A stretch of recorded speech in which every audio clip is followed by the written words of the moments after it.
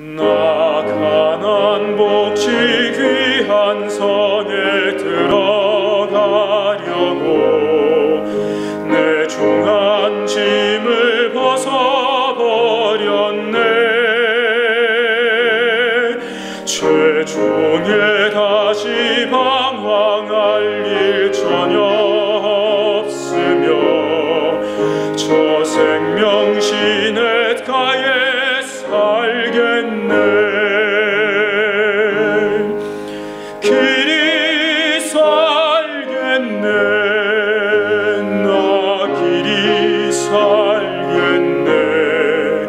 저 생명신 냇가에 살겠네. 길이 살겠네. 나 길이 살겠네. 저 생명신 냇가에 살겠네. 매우 중요한 질문을 하나 드리겠습니다. 여러분, 죽으면 어디로 가는지 아십니까? 저도 교회 생활을 처음 할 때를 기억합니다. 예수를 믿고 교회를 여러 해 다녔지만은 사람이 죽으면 어디로 가는지 명확하게 알지를 못했습니다. 여기서 요 얘기 잠깐 듣고 저기가 저 듣고 여러 가지 조각을 주워 모아도 하나도 정리가 안 됐어요. 그래서 어디로 가는지 어떻게 되는지 사실 알지를 못했습니다. 과연 우리가 오늘 이 세상을 떠나면 어디로 가는지, 다른 사람은 그렇다 하더라도 내가 오늘 밤에 만약에 이 세상을 떠난다면 나는 어디로 가는지 내가 알고 있는가? 여러분 알고 계십니까? 그리고 거기에 대해서 확실히 준비가 되어 있습니까? 그 지금까지 아는 것 같았는데 막상 목사님이 물으니까 앞이 캄캄해 대답이 없어요. 당신이 묻기 전까지는 아는 것 같았는데 막상 물으니까 몰라. 여러분 아셔야 합니다. 우리가 다 압니다. 언젠가 우리는 육신을 떠나서 이 세상을 떠난다는 것. 즉 다시 말하면 영혼이 육신을 떠나 분리되어서 육신의 죽음을 맞이한다는 것. 그리고 우리는 늘 보아왔습니다. 시체는 땅에 묻히는 것. 그러면 영혼은 어떻게 되는가? 거기에 대해서 분명하게 알고 있느냐 이 말입니다. 많은 사람들은 얘기합니다. 죽으면은 영혼은 없어지는 것이다. 기계가 가다가 스탑하면 그만이듯이 영혼도 없다. 어떻게 알아요? 가봤는가? 또 어떤 사람은 말입니다. 그 영혼이 빙빙 돌아다닌다. 공중에 돌아다닌다. 또 어떤 사람은 말합니다. 잠잔다. 자다 깨어날 것이다.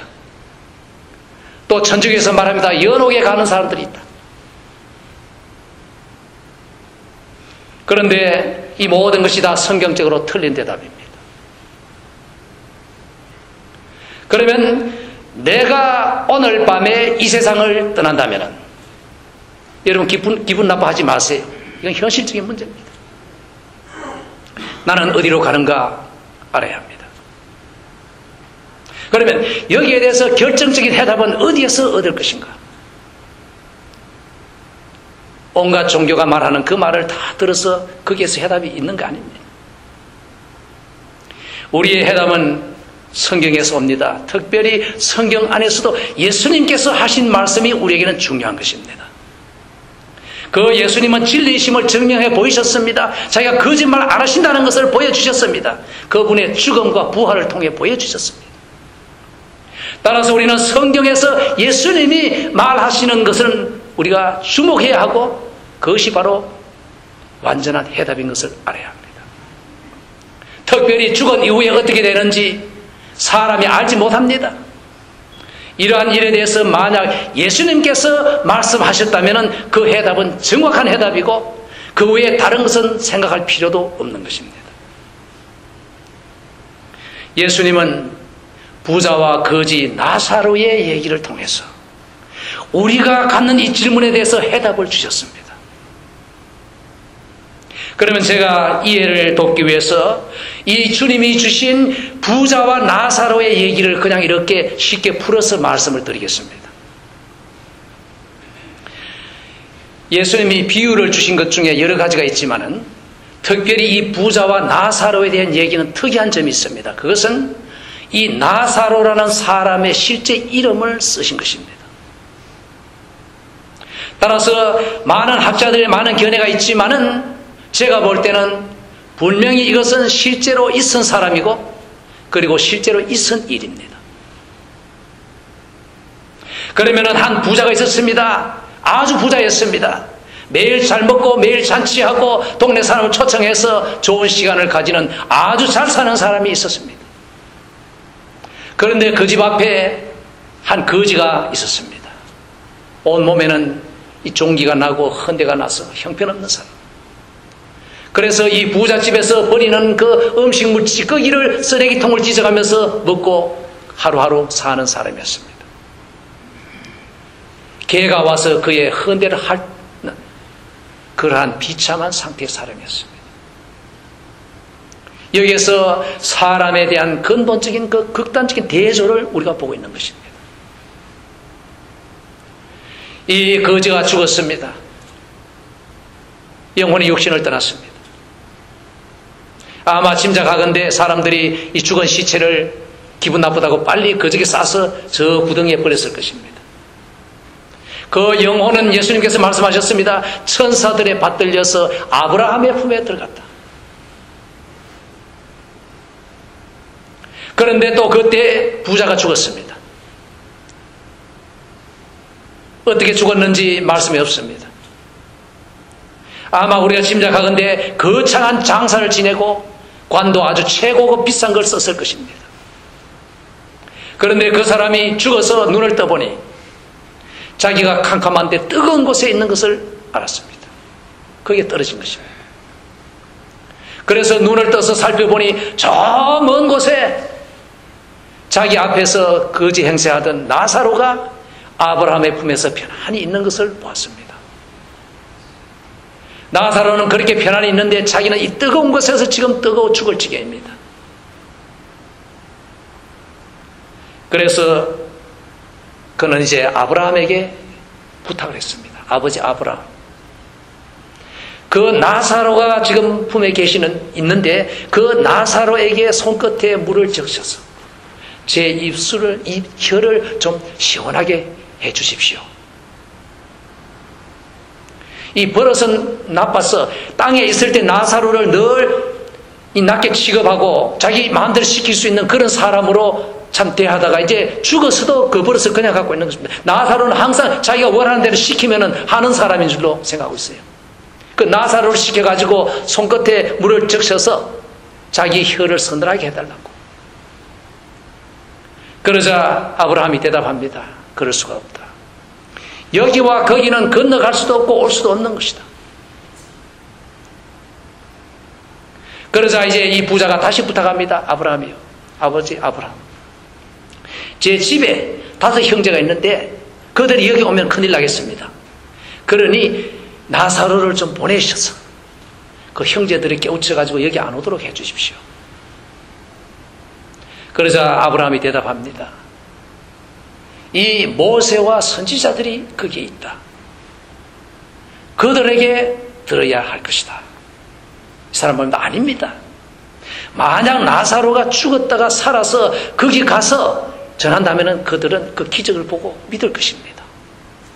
아니다. 모세와 선지자의 말을 안 듣는 사람들, 그 사람들은 죽었다 살아도 안 믿고 딴소리 할 것이다. 여기에서 이야기가 끝났습니다. 그러면 우리는 여기에서 예수님께서 주신 이 해답이 우리의 갖고 있는 질문에 대한 해답을 주는 것을 우리는 확신합니다. 그러면 몇 가지 여기에서 분명한 점을 간추려 봅시다. 첫째로, 죽음이란 영혼이 육신을 떠나는 것이다. 그러면 그 영혼이 떠나서는 어디로 가는가? 자는 것도 아니고 없어지는 것도 아니고 정신을 바짝 차리고 의식 상태에 있다는 것을 여기서 말씀하셨습니다. 다음으로 가는 곳은 두 곳이라고 말씀하신 것입니다. 편안하게 좋은 곳, 그리고 고통의 처벌의 곳. 아마 이 나사로는 땅에 살면서 그 괴로운 비참한 삶을 살면서 아마 하나님을 사모하는 마음이 있었던 것을 우리가 짐작할 수가 있습니다. 반면에 이 부자는 정말 많은 것을 받았지만은 그 많은 돈을 가지고 하나님을 위해서 쓸 줄 모르고 자기가 잘 먹고 잘 사는 데다 다 쓴 것입니다. 여러분, 돈을 많이 갖고 계시면은 좋은 점도 있고 나쁜 점도 있습니다. 하나님을 위해서 얼마나 일을 했느냐 하는 책임이 있는 것입니다. 이 부자는 그 많은 돈 가지고 하나님을 위해서는 좋은 일 하나도 못하고 자기 향락에 다 써버리고 하나님을 사모하는 마음 없이 살았던 사람이었습니다. 그 사람이 가는 곳은 어둡고 뜨겁고 괴로운 불꽃이었습니다. 다음으로 이 두 장소에서는 서로 건너갈 수 없다는 것을 알아야 합니다. 아브라함의 품과 이 불꽃의 자리, 여기에서 서로 왔다 갔다 할 수 없다는 것을 알아야 합니다. 또한 동시에 한 번 거기에 들어가면은 자리를 바꿀 수가 없는 것, 들어갔다 하면은 나올 수 없는 곳이라는 것을 알아야 합니다. 또한 알아야 될 것은 죽은 사람이 다시 돌아와서 산 사람에게 만나는 일은 없다는 것을 여기에서 보여줍니다.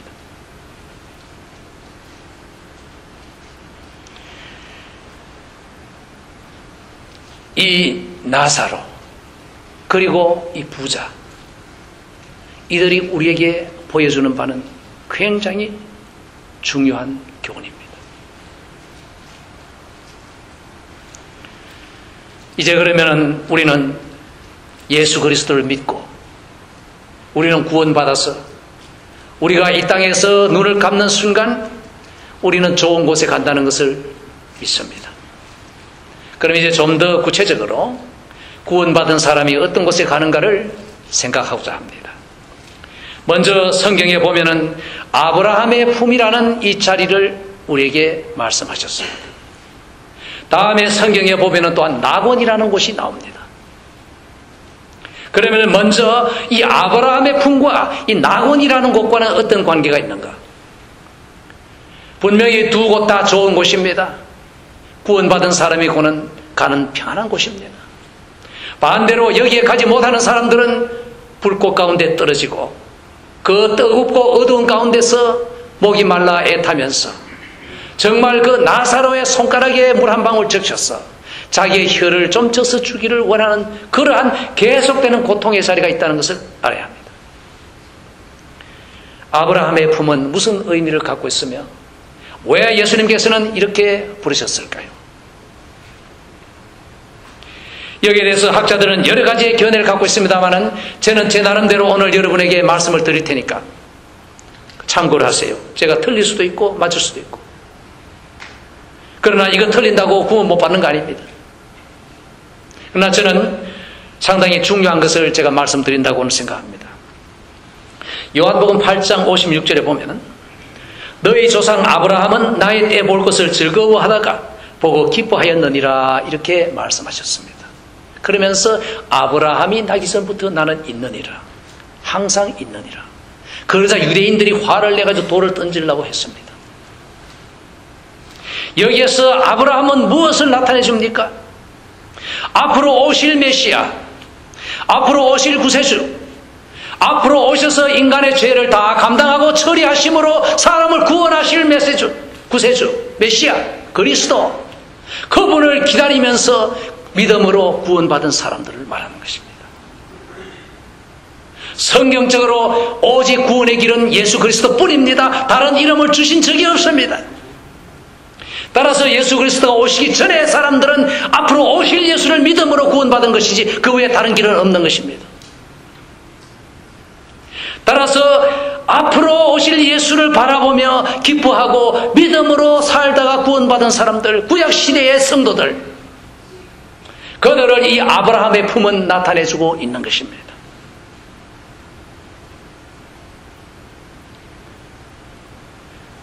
또한 예수님께서는 십자가에 달려 죽으시기 조금 전에 한편의 강도에게 말씀하셨습니다. 오늘 네가 나와 함께 낙원에 있으리라. 네가 나와 함께 오늘 낙원에 있으리라. 그러면 이 낙원과 아브라함의 품은 어떤 관계가 있겠는가? 분명히 이 낙원은 죽어서 예수님과 함께 있는 곳은 틀림없습니다. 이 강도는 침례받을 시간도 없었고 전도할 시간도 없었고 교회 등록할 시간도 없었습니다.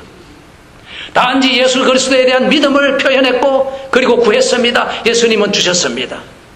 오늘 네가 나와 함께 낙원에 있으리라. 내가 있는 곳에 네가 있을 것이다. 무엇입니까? 십자가에서 다 이루셨다 하신 예수님, 그 이후에 예수님 계신 곳에 같이 있는 사람은 낙원에 있는 것입니다. 사도 바울도 이 표현을 썼습니다. 고린도서 12장 1절과 4절에 여러분 보시면은 사도 바울이 환상과 계시를 말합니다. 14년 전에 자기 자신에 대해서 말하고 있습니다. 셋째 하늘에 이끌려 갔다. 셋째 하늘은 어딘가? 첫째 하늘, 둘째 하늘, 셋째 하늘, 하나님이 계신 곳.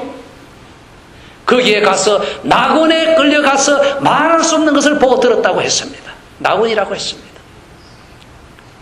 예수님이 계신 곳, 그곳이 바로 낙원인 것입니다. 그러면 이 두 가지를 종합하면 어떻게 됩니까? 예수님 오시기 전에 구원받은 성도들은 앞으로 오실 예수님을 믿음으로 구원받았고, 예수님 오신 후에 믿는 신약시대의 성도들은 이미 오신 예수님을 믿음으로 구원받았고, 따라서 모든 사람들이 다 예수 그리스도를 믿음으로 구원받는데, 앞으로 오실 예수님을 믿은 사람들은 아브라함이 대표하고 그 아브라함의 품에 있다고 예수님께서 표현하셨고, 예수님이 오신 후에 믿는 성도들은 낙원에 있다고 표현하신 것을 우리가 여기에서 볼 수가 있습니다. 제가 믿기로는 부활하셔서 성천하신 예수님은 모두 아브라함의 품에 있는 그 성도들을 자기가 계시는 천국으로 인도하셨다고 믿습니다.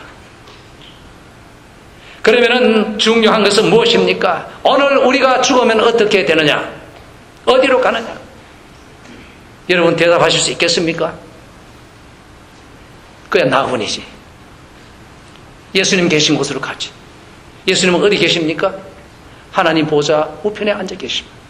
그럼 우리가 죽으면 어디로 간단 말입니까? 천국에 간다는 말입니다. 자, 여러분 분명히 아십시오.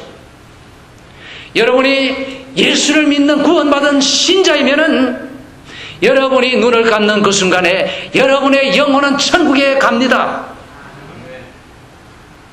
예수님 계신 그곳에 갑니다. 예수님을 만나 뵙게 되는 것입니다. 여러분이 예수를 안 믿는 사람이면 어떻게 되느냐? 이 부자와 똑같은 처지가 됩니다.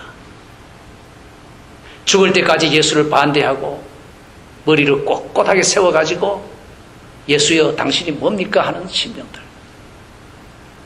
갑자기 교통사고나 심장마비나 사고로 해서 숨을 거두게 될 때 자기는 캄캄하고 뜨거운 그 불꽃 가운데서 신음하는 것을 알게 될 것입니다.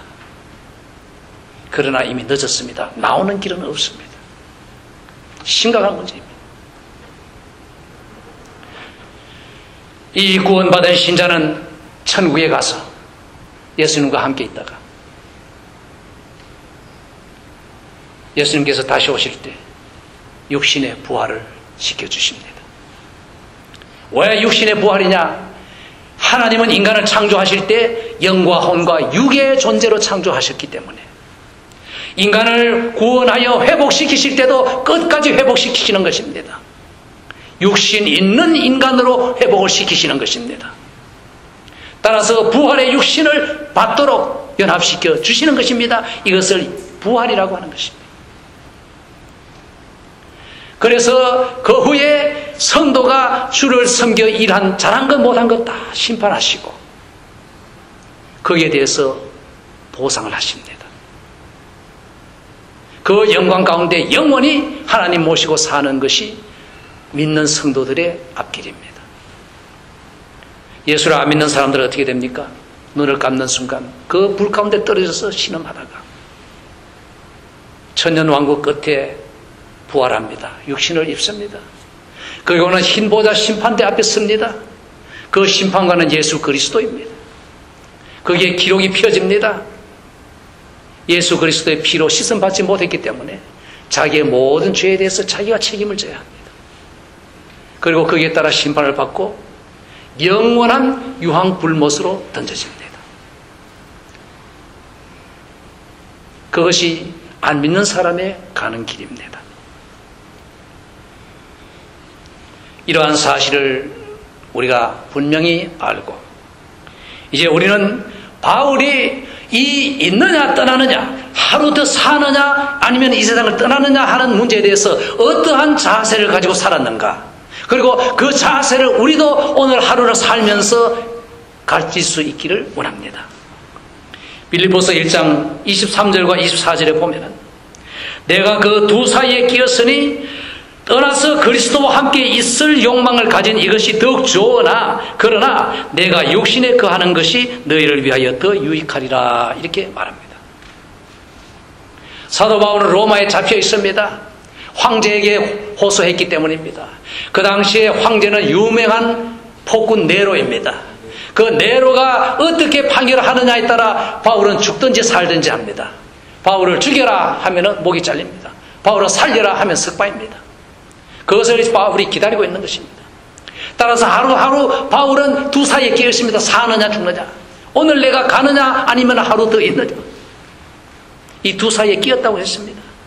그리고는 말합니다. 차라리 떠나서 죽어서, 이 말입니다. 예수 그리스도와 함께 천국에 있는 것이 훨씬 낫다. 그렇지만은 성도들을 위해서 하는 일은 내가 하루 더 있는 것이 낫다. 왜? 일해야 하니까. 가는 것은 언제든지 가는 건 틀림없는데, 그래도 가기 전에 할 일이 있는데 하루라도 더 있어서 성도들을 도와주고 키워주고 인도해 줘야 되지 않겠느냐. 그래서 고생스럽지만은 하루 더 있기를 원한다, 이렇게 말하는 것입니다. 고린도후서 5장 6절에서 10절까지를 봅시다. 먼저 6절에 보면 이렇게 말합니다. 이러므로 우리가 항상 담대하여 몸에 거할 때는 주와 따로 거하는 줄을 아노니 이는 우리가 믿음으로 행하고 보는 것으로 하지 아니함이로라, 이렇게 말합니다. 먼저 여기서 바울은 말합니다. 몸에 거할 때는 주와 따로 거한다. 우리가 육신으로 이 땅에 사는 동안에는 주님과 함께 있지를 못합니다. 영적으로 함께 있지 육신적으로 함께 있지 않습니다. 그런데 이제 우리가 눈으로 보는 것이 아니라 믿음으로 생각할 때 우리가 알 것이 있다는 것입니다. 담대하여 차라리 원하는 바는 몸을 떠나 주와 함께 거하는 것이라. 차라리 이 몸에 있는 것보다는 이 몸의 죽음을 통해서 떠나서, 몸을 떠나서 예수님과 함께 있는 것이 더욱 좋다. 그런즉 우리는 거하든지 떠나든지 주를 기쁘시게 하는 자 되기를 힘쓴다. 다시 말하면 죽든지 살든지, 죽으면 주님 앞에 가서 주를 기쁘시게 해드리고, 살면 이 땅에 살면서 주님께 충성하여 기쁘시게 해드린다, 이 말입니다. 여러분들 조심하세요. 어떤 사람들은 죽으면 영혼이 잠잔다 하는데 잠자는 사람이 어떻게 주를 기쁘시게 합니까? 그 말이 안 되는 것입니다. 우리는 천국에 가서도 주님을 기쁘시게 해드리는 것입니다.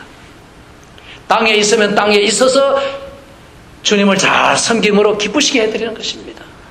살든지 죽든지, 가면 가서 주를 기쁘시게, 있으면 여기에서 기쁘시게, 그저 이렇게 기쁘시게 하겠다는 말입니다. 이어서 바울은 말합니다. 이는 우리가 다 반드시 그리스도의 심판대 앞에 드러나 각각 선악간에 그 몸으로 행한 것을 따라 받으려 함이라고 말합니다. 이것은 심판을 말합니다. 그런데 고린도전서 15장에 보면은 사도 바울은 부활에 대해서 말합니다. 그리고 또한 이제 사도 바울은 예수님께서 재림하실 때 그 성도들이 일어나는 일에 대해서 데살로니가 전서에서 말했습니다. 이 성경 말씀을 종합해 보면은 예수님께서 이 땅에 공중에 오실 때 나팔 소리와 함께 성도들이 다 부활합니다. 먼저 간 성도들 육신에 부활하고 남아있는 성도들이 변화를 받아서 공중으로 들림 받아서 공중에서 주님을 영접합니다. 그리고 그때 저와 여러 사람들이 믿습니다마는 그때 그리스도의 심판대가 펼쳐질 것이다. 공중에서. 그래서 부활한 성도들이 주를 위해 한 일에 대해서 모든 기록을 놓고 잘한 건 잘했다. 못한 건 못했다. 네가 언제 교회에서 이렇게 착한 일을 많이 했다. 네가 언제 교회에서 이렇게 싸움을 일으키고 말썽을 부렸다. 다 나오는 것이. 네가 언제 예배 드릴 때 무슨 일을 했고 헌금을 얼마를 했고 교회 충성을 어떻게 했고 전도를 어떻게 했고 다 나오는 것이. 여기 보면은 각자 사람마다. 여러분 잘 기억하십시오. 여러분 개인적으로 여러분의 행동 기록부가 예수님 앞에 쫙 펼쳐진다는 말입니다. 그리고 거기에 대해서 예수님 앞에 일일이 여러분 대답하셔야 합니다. 저도 마찬가지죠. 그래서 칭찬하시고 상을 주십니다. 그것을 준비하는 그 자세가 이 바울의 말에 나타나 있는 것입니다. 따라서 오라 하시면은 주님 앞으로 가서 기쁘시게 해드리고 더 있으라 하면은 이 땅에 더 있으면서 선한 일을 많이 해서 그날에 칭찬받을 그 상을 많이 쌓는 것입니다. 여러분 얼마나 좋습니까? 우리가 이 땅에 살다가 갈 때 어디로 가느냐를 아는 것은 우리의 삶의 중대한 차이를 나타냅니다. 정말 여러분 확실히 믿습니까? 여러분이 눈 감으면 주님 계신 천국에서 눈 뜬다는 것을 믿습니까? 그러면은 확실한 믿음을 가지고 오늘을 사십시오.